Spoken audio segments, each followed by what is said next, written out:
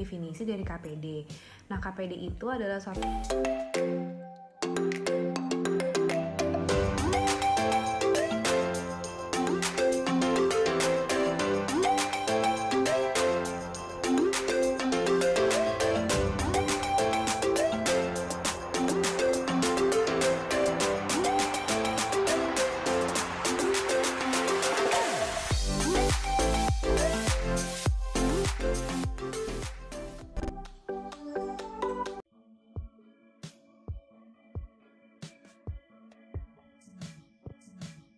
Sebelum kita membahas mengenai ketuban pecah dini lebih lanjut, maka ada baiknya kita harus mengetahui dulu definisi dari KPD.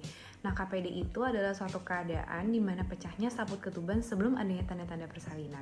Tanda-tanda persalinan itu ada 3. Yang pertama adanya kontraksi rahim atau kencang-kencang yang dirasakan oleh ibu. Yang kedua adanya pembukaan yang dapat diketahui dengan pemeriksaan dalam. Dan yang ketiga adalah keluarnya lendir darah dari jalan lahir. Jadi berapa banyak ya kejadian atau prevalensi ketuban pecah dini di dunia? Menurut data dari World Health Organization atau WHO pada tahun 2013 mengatakan bahwa prevalensi atau insiden terjadinya ketuban pecah dini di dunia itu berkisar antara 50-60% dari total kelahiran di dunia. Sedangkan data menurut Kementerian Kesehatan Republik Indonesia atau Kemenkes RI pada tahun 2011 mengatakan insidensi dari ketuban pecah dini di Indonesia berkisar antara 4,5 sampai 7,6%. Penyebab ketuban pecah dini ini bersifat multifaktorial sehingga belum diketahui secara pasti faktor mana yang paling berperan dalam ketuban pecah dini. Nah, ada beberapa faktornya, di antara lain adalah usia ibu saat hamil.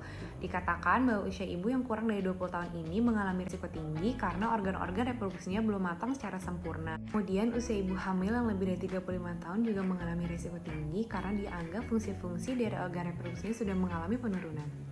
Faktor yang kedua adalah jumlah anak yang dilahirkan. Dikatakan bahwa ibu yang baru hamil 1 kali atau yang melahirkan 1 anak belum siap secara fisik maupun mental dalam kehamilannya.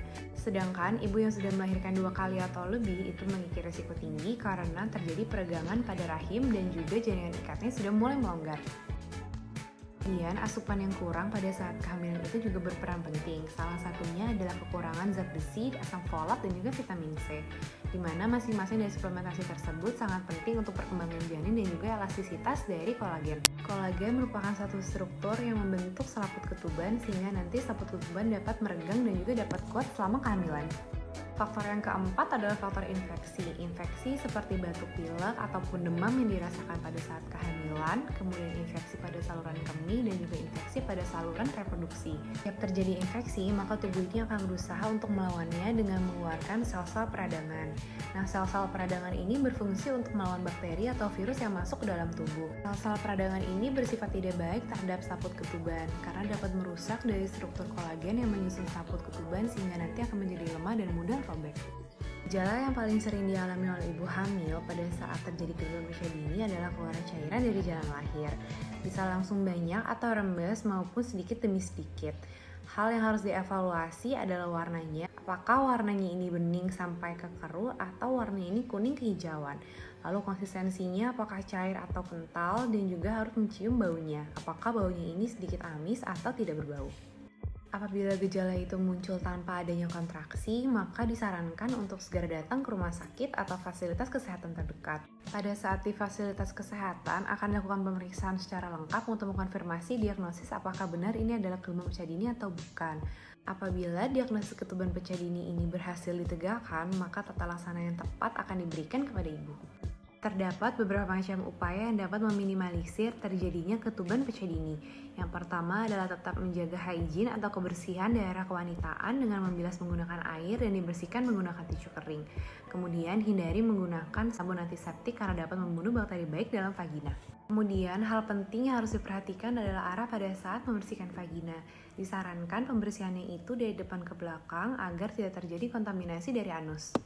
Selanjutnya adalah menjaga asupan nutrisi dengan konsumsi makanan sehat dan juga konsumsi multivitamin. Konsumsi makanan-makanan sehat seperti sayuran hijau, buah-buahan, dan juga yogurt dapat menunjang pembentukan dari bakteri baik di vagina. Selanjutnya, upaya yang dapat dilakukan adalah mengurangi tekanan dalam perut atau tekanan intraabdomen.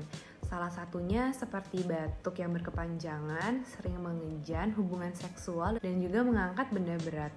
Nah, ini adalah upaya yang terakhir, di mana upaya yang paling penting adalah mengkonsultasikan kehamilan ke tenaga medis yang berwenang, seperti bidan maupun dokter spesialis kandungan, sehingga kondisi ibu dan janin terpantau dengan baik.